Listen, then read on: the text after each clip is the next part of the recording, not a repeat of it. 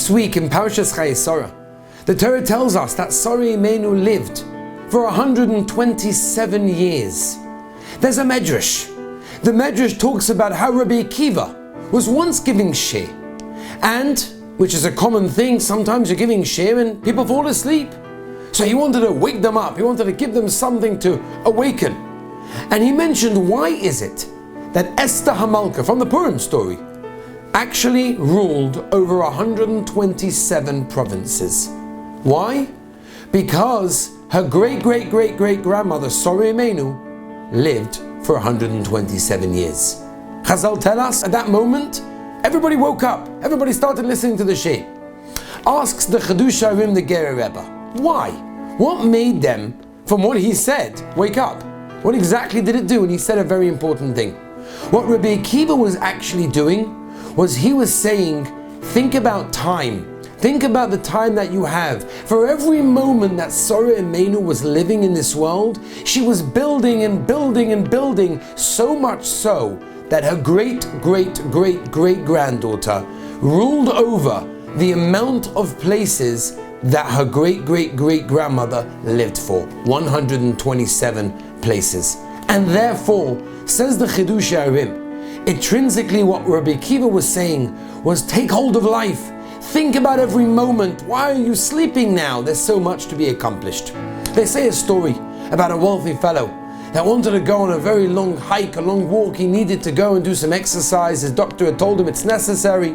So he needed to take someone with him. He couldn't go by himself. So that's what he did. He picked a fellow on the street and says, do me a favor, I need you to come with me. Help me, go on a walk with me, talk to me. So the guy says, sure, delighted with the opportunity to spend so much time with a wealthy guy. They start going for a walk. And as they're walking, the wealthy man turns to his new friend and says, tell me something. Do you enjoy music? So the guy says, music? No, I'm tone deaf. I don't even understand how to listen to music or play music, for sure not. He said, what?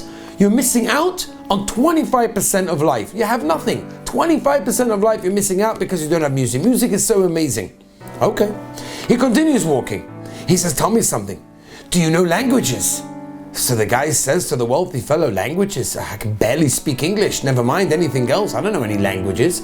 The wealthy man turns and says, what? I speak and write 17 languages. How do you not know languages? You're missing out on another 25% of life. Okay, the guy says, fine.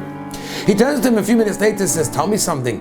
Maybe you enjoy mathematics, maths and all these things. The guy says, well, I have a phone for that. I have a calculator. Why would I know maths? I don't understand maths.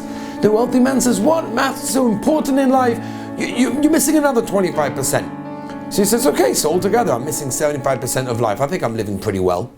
A few minutes later, they hear a crack. They look underneath where they're standing, and what they thought to be walking on regular ground was in fact an iced over lake that had cracked open, and the wealthy man had actually fallen into the crack, and there he was gasping for life, and he was holding on for dear life, begging to be saved. And the guy says to him, excuse me, you don't know how to swim? He says, no. He said, you don't know how to swim, you have nothing in life, forget about what I don't have.